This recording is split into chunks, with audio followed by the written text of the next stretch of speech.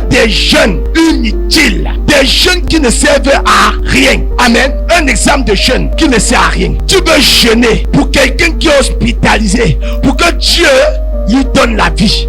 Quand tu es dans le jeûne, la personne décède. Mais tu continues à jeûner pourquoi? Même si tu avais pour une semaine de jeûne, quand je vais aller devant Dieu pour une semaine, ce sur quoi tu jeûnes, Dieu a déjà exaucé. Et l'exaucement de Dieu peut ne pas être ce que ta chair aurait toujours souhaité. Alléluia.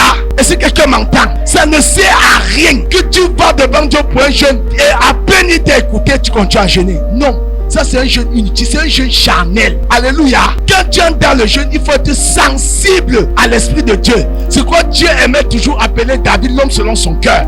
David a arrêté de jeûner parce que ce pourquoi il jeûnait, bien aimé, n'a pas marché. Ça n'a pas fonctionné. Tu peux jeûner, Seigneur, je veux un enfant. Bien aimé, oui. Dès lors Dieu bénit tes entrailles, tu continues à jeûner. Pourquoi? Bien aimé, arrête de faire mortifier des fois ta chair pour rien. Alléluia. Bien aimé, je ne suis pas en train de dire que le jeûne est mauvais. Mais un jeûne inutile, c'est un jeûne que quand tu entres, tu prends, tu n'es pas à l'écoute de Dieu. Alléluia. Le tout n'est pas que de jeûner pour jeûner, mais c'est jeûner pour avoir les ossements à ta requête. Et la réponse à ta requête peut ne pas plaire à ta chair, mais c'est toujours Dieu. Amen. Donc quand tu pries, quand tu jeûnes, tu pries, il faut être sensible à l'écoute de Dieu. Dieu parle tantôt d'une manière, tantôt d'une autre. Il parle par des songes, il parle, bien aimé, par des visions. Cette exhortation avec vous, peuple de Dieu, amen, c'est tiré du livre de 2 Samuel, chapitre 12, le verset 17 à 23. 2 Samuel, chapitre 12, le verset 17 à 23. 2 Samuel, chapitre 12, du verset 17 à 23, je le lis au nom de Jésus. Amen. Les anciens de sa maison insistèrent auprès de lui pour le faire lever de terre. Mais il ne voulut point et il ne mangeait rien avec eux. Verset 18. Le 7e jour, l'enfant mourut. Les serviteurs de David craignaient de lui annoncer que l'enfant était mort, car ils disaient: voici, lorsque l'enfant vivait encore, nous lui avons parlé et il ne nous a pas écoutés. Comment oserons-nous lui dire: l'enfant est mort? Il s'affligera bien davantage. Verset 19. David aperçut que ses serviteurs parlaient tous bas entre eux et il comprit que l'enfant était mort. Il dit à ses serviteurs: l'enfant est-il mort? Et il répondit: il est mort. Verset 20. Alors David se leva de soigner et changea de vêtements. Puis il alla dans la maison de l'Éternel et se prosterna. De retour chez lui, il demanda qu'on lui servit à manger et il mangea. Verset 21. Ses serviteurs lui disent: que signifie ce que tu fais? Tandis que l'enfant vivait, tu jeûnais et tu pleurais. Et maintenant que l'enfant est mort, tu te lèves et tu manges. Amen. Amen. Peuple de Dieu, voici l'histoire de David. David, bien-aimé, jeûnait et priait. Et priait pour un but. Il priait pour un but. Alléluia. Parce que Dieu avait décidé de frapper David, enlever la vie à l'enfant qu'il a eu dans le péché. Vous connaissez l'histoire. C'est l'histoire de David qui a fait tuer Uri et a pris la femme d'Uri qui s'appelait Bathsheba. Et il a eu une grossesse.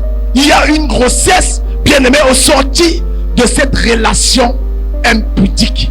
Alléluia, adultérin. Alléluia. Mais David, lorsque Dieu a dit: David, je vais frapper ta maison, l'épée ne s'échappera pas de ta maison. David est allé se coucher au pied de Dieu. Dieu a dit: je vais prendre l'enfant. David jeûnait. Les serviteurs de David l'ont appelé: que mes maîtres, vraiment s'il te plaît, alors lève-toi. David continuait à jeûner, ne voulait pas. Alors l'enfant est mort. Quand l'enfant meurt, ce sont ses serviteurs qui se rendent compte. Les serviteurs s'interrogent: mais on va donc faire comment pour lui annoncer la nouvelle? D'autant plus vrai que lorsque l'enfant vivait, on lui a dit que: mais David, voici, lève-toi quand même. Manchi te fait trop de chagrin. Il ne savait comment lui annoncer. Alors lorsque David a écouté les murmures, David comprit qu'il y a quelque chose qui s'est passé. Il a compris que l'enfant est mort. Alléluia.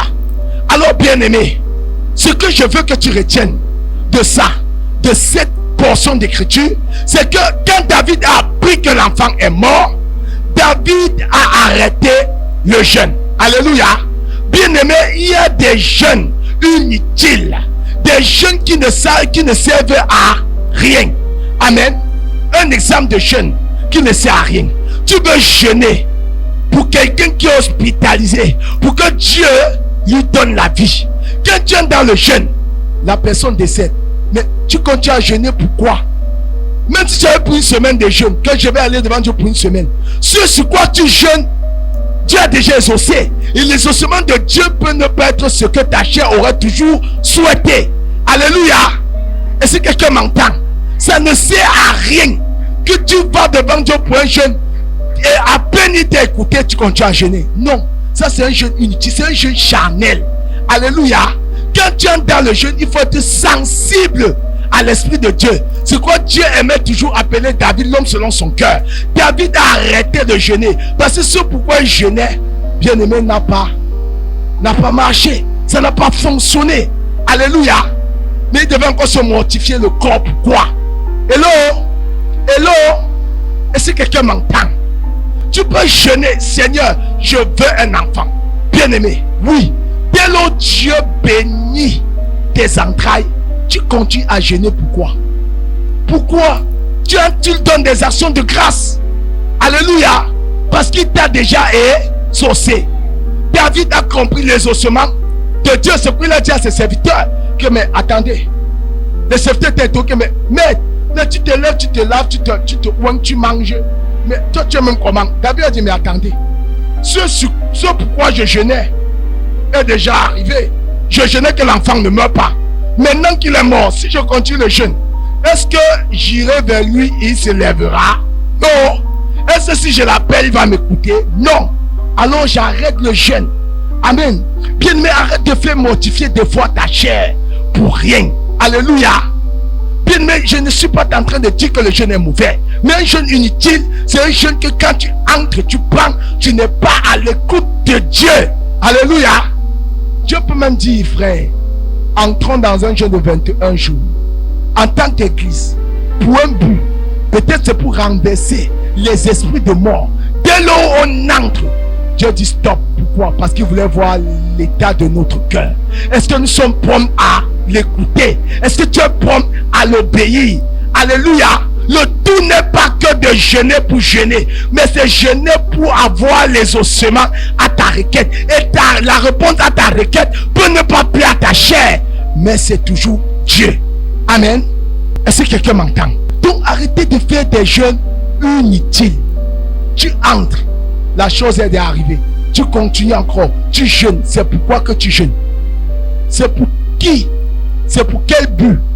Parce que quand Dieu t'a répondu, alors arrête. Alléluia. Je suis venu te dire ce matin que quand tu jeûnes, sois sensible à l'esprit de Dieu. Alléluia. Sois très sensible. Parce que Dieu, au même moment que tu entres dans le jeûne, il va te parler. Alléluia. Il va te parler. Et c'est ce qu'il te dira que tu sortiras avec. Alors il t'a déjà dit, tu continues quoi? Hello. Seigneur, donne-moi l'orientation. Seigneur, donne-moi l'orientation. Est-ce que celui-ci, c'est vraiment mon mari? Seigneur, est-ce que celui-ci, vraiment ta volonté? Frère, dès que tu sors, bien-aimé, de ton jeûne, et que Dieu t'a déjà parlé, Dieu peut te parler d'une manière tantôt d'une autre. Le problème, c'est que nous refusons. Nous refusons parce que nous voulons des choses qui vont répondre à notre chair. Amen. Et Dieu ne fera pas ce qui plaît à ta chair. Hello? Est-ce que tu m'entends? Dieu, écoute, je reprends. Dieu ne fera pas les choses pour te faire plaisir. Il fera des choses pour que sa gloire resplendisse dans ta vie. Alléluia. Est-ce que tu m'entends? Donc quand tu pries, quand tu jeûnes, tu pries, il faut être sensible à l'écoute de Dieu. Dieu parle tantôt d'une manière, tantôt d'une autre. Il parle par des songes, il parle, bien aimé, par des visions, il parle également par des paroles et par les éléments de la création. Le problème, c'est que tu n'es pas souvent attentif. Tu es trop focus sur la chose et tu as oublié que l'important dans le jeûne, c'est d'entendre ce que Dieu va te dire. Et quand Dieu t'a déjà dit, si tu as même pris une semaine, 2 mois de jeûne, bien aimé, arrête. Amen. Arrête. Ça, si tu continues, Dieu n'est plus avec toi là-bas. Parce qu'il t'a déjà exaucé. Alléluia. Acclame pour le Seigneur Jésus. Et que le Seigneur vous bénisse. Amen. Suivez les programmes du ministère du Salut en continu sur nos plateformes Facebook et YouTube. N'oubliez surtout pas de liker et partager.